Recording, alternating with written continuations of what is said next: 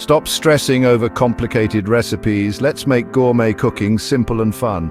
Today we're making pan-seared duck breast with a lip-smacking cherry sauce. First up, let's handle that duck breast. Score the skin, season with salt and pepper, and sear it skin side down in a hot pan. You'll want to get it crispy, about 6 to 8 minutes. Flip it, cook for another 4 to 6 minutes, then let it rest. For our veggie friends, grab some tofu or tempeh, marinate it in balsamic vinegar and Henderson's relish. Sear each side for 3 to 4 minutes in olive oil. Easy peasy. Now onto the cherry sauce. In a small saucepan, mix cherry preserves with a splash of balsamic vinegar.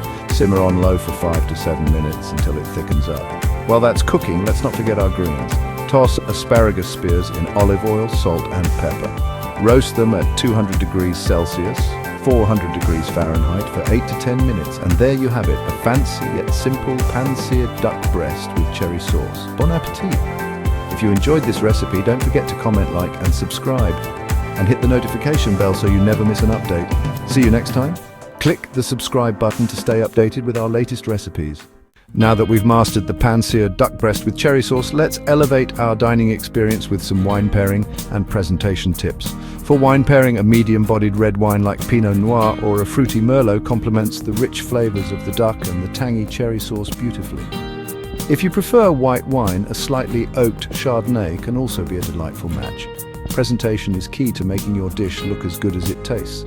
Start by slicing the duck breast thinly at an angle and fanning the slices out on the plate. Drizzle the cherry sauce artistically over the duck, letting some of it pool on the plate.